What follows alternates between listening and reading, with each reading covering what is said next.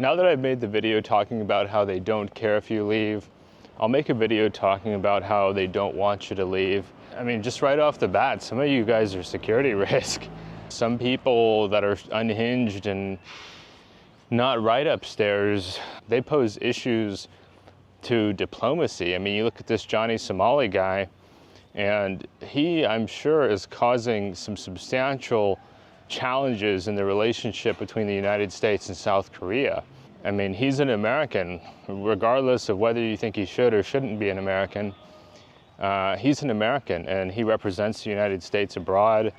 Plenty of more skilled content creators than myself have covered this topic. I'm not going to go into significant detail about it, but he's a representative of the United States, and there's a lot of people like him out there. Probably tens of thousands of people who wish they could do what he does are out there, but otherwise they would love to cause chaos and mayhem around the world. I mean, you just have a lot of psychopathology in expat communities. If you think you're embarrassed to be an American based on the behavior of people back home in the States, come overseas, you will be doubly or triply embarrassed by what you see and encounter on a consistent basis. It's so embarrassing. Hello, sir. The Philippines is one of the most beautiful countries in the world, and to see all the different ways that Americans find to waste their time here will never cease to amaze me. I joke about it all the time. We are not sending our best over here, not by a long shot. If you come over here, you will meet narcissists, psychopaths, sociopaths, masochistic people in droves. I have never met such a group of screwed up Americans in my life, maybe because I've never been to prison where a lot of these guys belong. Number one is that you are paying taxes. Now, I know that some people feel that they have to pay taxes around the world, that regardless of their location in the world, for Americans, they owe taxes. But there are quite a few taxes that the US government benefits from collecting that you only pay if you're living in the US. Sales tax is an example, where a number of states, they rely on sales tax to make up a good chunk of their tax revenue. Washington State is an example of this, and there are quite a few others you can think of that they collect a lot of sales tax, and a lot of that sales tax relies on them selling you stuff in state or in the country. You know, every time you buy a meal, every time you make a purchase on Amazon, every time you make different kinds of purchases of consumable goods, then you, in effect, create a taxable event or a taxable transaction, and somebody wants to collect the revenue from that transaction. Other types of taxes, property tax is another example where if you are renting an apartment, property tax is still going to get paid on that residence. Different than if you're living in like an RV, different than if you're living in your car or you're living in like an off-the-grid cabin. The highest property tax rates are typically in areas with lots of services, and those areas can collect a lot of property tax from you. You got to pay your property tax. Anybody that owns property knows that. I've had to pay property tax before. Also, vice taxes. If you're somebody that you like to drink or you like to smoke, then there are a number of taxes that are levied on vices. And if you're in a bar in the Philippines, the US ain't collecting that tax revenue.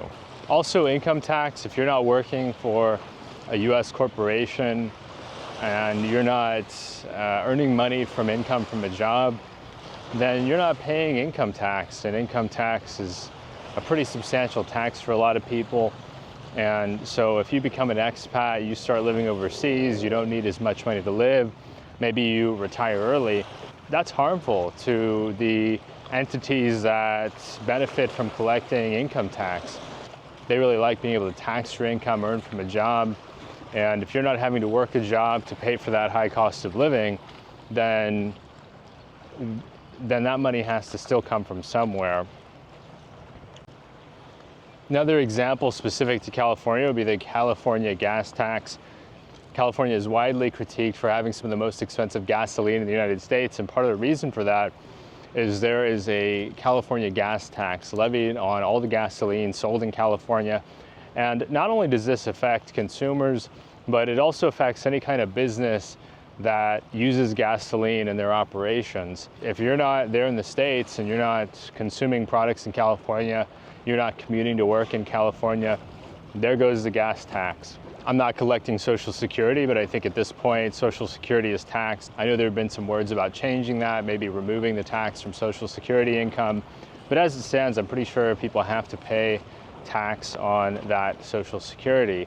This next example might be reaching a little bit, but let's say you're a young guy, you become an expat at an atypically early age, you move abroad, and you start your family abroad. You don't start your family back in the States, and you decide, you know what, I'm not going to raise my family back in the States for whatever reason. The values don't align with you. You decide you're going to raise your family overseas. Families pay a lot of taxes. They pay a lot in consumption taxes. They pay a lot in vehicle taxes. Now the family needs 2 vehicles instead of 1, or 1 vehicle instead of relying on public transportation. Junior needs to go to a good school, so they live in a neighborhood with higher property taxes. Mom and dad need to both work and work jobs with long hours because they've got to pay for the house in the nice neighborhood, or they've got to pay for private school and the property taxes for a house in a nice neighborhood. And while they may not pay additional taxes on the private school tuition, but the private school teachers pay additional taxes in terms of tax revenue for additional services that stack on top of the property tax collected for these nice neighborhoods.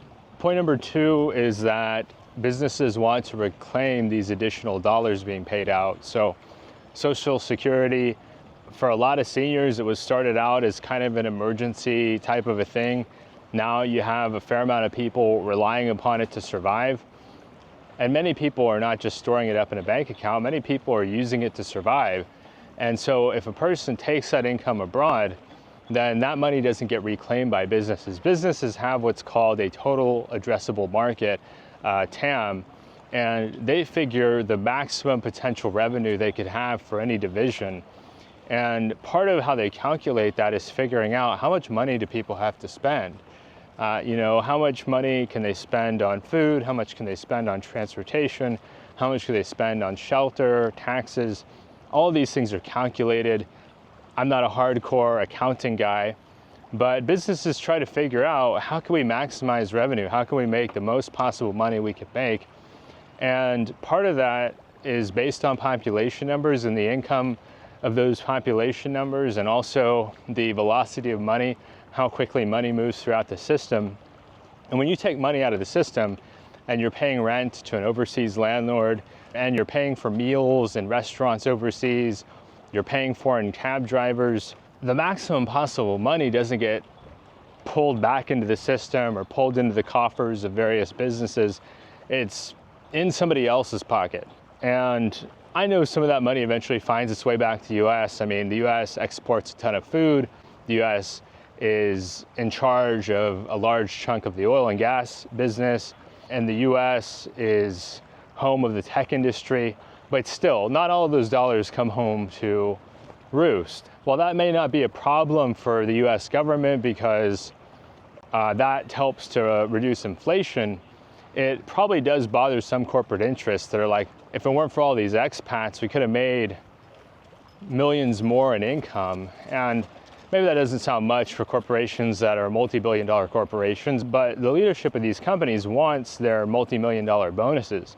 And every little bit on top can benefit them in the form of bonuses, can benefit them from being able to take more luxury vacations, send their kids to top universities, have different kinds of nice things that they want that are frankly out of reach for a lot of Americans and are beyond the consideration of most Americans, but are in consideration for the very well-to-do in the United States. I remember working in sales, and we had very aggressive sales goals. It wasn't like, oh, do a lukewarm job and maybe get a few customers. No, it was get every single possible customer you can get in the door. We don't want to miss a penny of potential revenue, and we want to move as many businesses forward as possible. We don't want to miss out on a dime.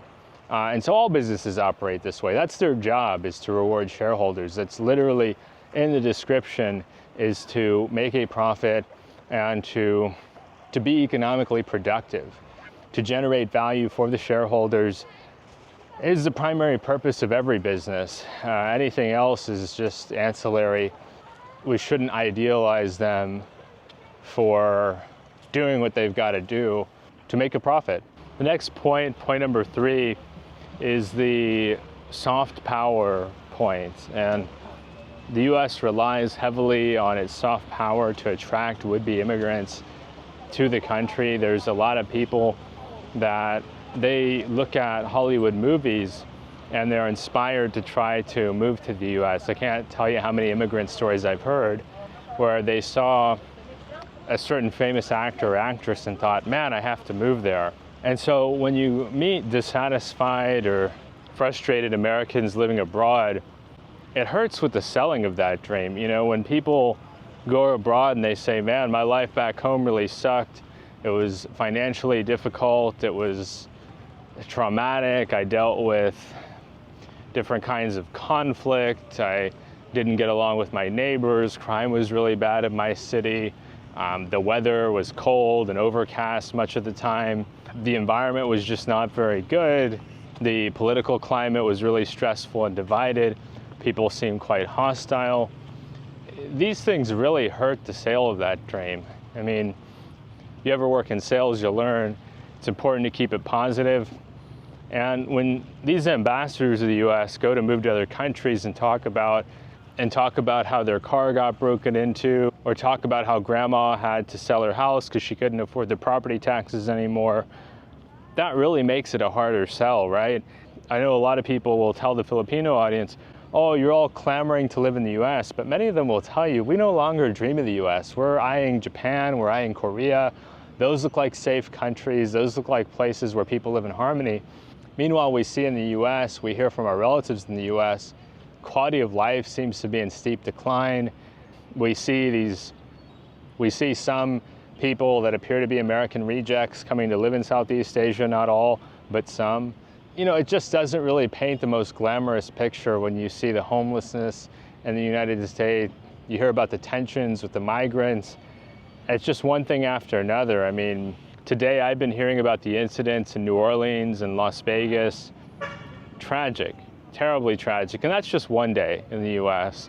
I could go on and on about this subject, but the soft power of the US seems to have peaked between like 1995 and 2010. Some would say it was more from 1980 to 2000, but that soft power seems to have peaked and appears to be in decline. I made a video earlier this year in Thailand asking the question, will there be a flood of expats in the future? And I think that video is more relevant than ever. I think more and more people are seeking ways to leave the United States, and that doesn't bode well for the soft power of the United States, that the problems are becoming so intense that people are looking to leave. I mean, there are forums and YouTube channels with tens of thousands of young men trying to find a way out of the US. I think that number will only increase in the coming years as the US has more and more problems. The fourth point is brain drain. And I know some people throw around the phrase loser back home, but with the introduction of the digital nomad visas, I think more and more bright people will look at other countries, particularly those who offer these DTV visas, as alternatives to the US, as places that they might rather live, where their income goes farther, where they enjoy a higher quality of life, places with higher social cohesion, less of the sense of social decay. There's a lot of reasons for a bright person to look at other countries. I know that in spite of its high quality of life in terms of sunny weather, that a lot of people have left the Bay Area and California in general. And I think that's a sign of things to come. I think a lot of people don't like the crime in California, don't like the high cost of living, they don't like the taxes, they don't feel like it's really a good deal anymore. Now, I don't think that's the case for everything. I think the AI industry is obviously based in the Bay Area, and it will continue to attract top talent in terms of engineering, universities like Berkeley and Stanford. But I do think some other countries will try to attract some of these top talents, like pointing out, hey, do you want to ride in a clean subway and live in a modern condo? Or do you want to ride on an old and falling apart system and live in an ancient studio? I mean, for me, it's an easy choice. I'd rather live in a modern condo in a safe city. And there are plenty of Americans that I don't particularly want to be around. There's a non-zero number of people out there that I don't want to be around. That's part of the reason I live in Southeast Asia, is there's quite a few people back in the US I don't want to be around. And I know plenty of other smart people that feel the same way. More and more young people, like I said, moving abroad. They don't want to live around the turmoil in the US. They don't want to live around the crime. They don't want to be around their toxic family members. They don't want to be in the hostile social climate. For some smart young men, are they going to be satisfied with knowing, hey, I can't start a family? Now, not all smart young men want to start a family, but some do. And they realize, wow, I can't buy a home in the area in which I can find a good job and earn a good living. And there are all these economic headwinds as far as inflation goes. And sorry guys, my mic cut out. There's a presumption that it's only unsuccessful people that don't want to live in the US, but there are plenty of successful people these days that would enjoy living outside of the US, and bright people as well. They feel that living outside the US would allow them to raise their families in a place where there's greater alignment with their values. They may have a certain religious faith, they may have certain beliefs that they feel are more welcome elsewhere. Fifth and final point is health insurance. Now, I'm sure by now many of you have seen that the health insurance industry is in the spotlight right now for obvious reasons. And the health insurance industry relies on lots of people paying in and being able to deny claims or refuse reimbursement on a certain percentage of those claims. And I've never seen an issue get the kind of, you could say, bipartisan support in the US. I think a lot of us have been negatively impacted in some way by health insurance company policies. Now, I'm not sure about what type of policy is most profitable for the insurance companies. I'm not sure what demographic. I don't know if it's family plans. I don't know if it's bachelor plans. It's probably determined by actuarial scientists, like people who use very complex math equations, probability and statistics, data modeling, that kind of thing. Part of what they benefit from is that people will pay into the system and they won't have to pay out claims, this pile of money with which they're able to invest. Now, some of these businesses won't exactly be able to operate to the same level of profitability if they've got fewer customers, fewer people paying into the system and contributing to these businesses in terms of insurance payments. One thing I will point out, it would make sense to me, and I don't know this for a fact, let me know if you know differently down in the comments, that a younger person or a young family is more likely to have a higher lifetime value. You look at their life expectancy, the fact that they'll need insurance for decades as opposed to maybe shorter term, if you're talking more about typical retirement age people, then this could become more concerning, not just for the insurance industry as well, but also domestic healthcare providers.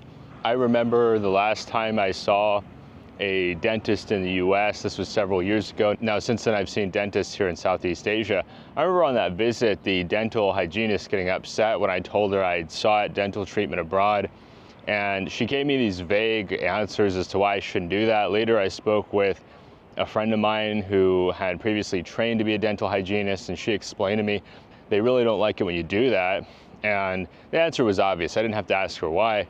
They don't want you to seek healthcare treatment overseas. So it's not just the insurance companies, which do get a lot of the flack, but it's also the providers that want to charge you these outrageous prices.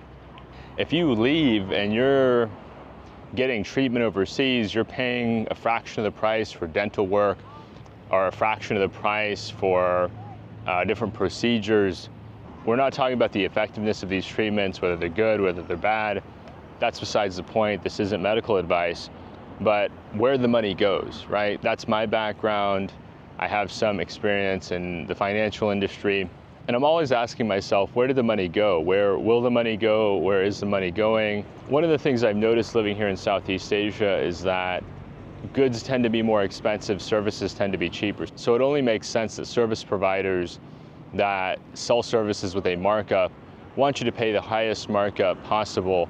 And in America, a lot of things are marked up, whether it be medication, whether it be services, food, any kind of service you can think of in America, they're charging as much as they possibly can. They've got people to do the math to figure out how do we make the most money, and so that's worth keeping in mind. So anyway, thank you so much for watching. Let me know what you think down in the comments below. It always helps to generate interesting discussion. Do you agree with these sentiments? Do you feel like they don't want expats to leave? Next, give us a thumbs up. It really helps with the YouTube algorithm. And finally, if you want to see more content like this, subscribe to the channel down below, and we'll see you soon. Bye-bye.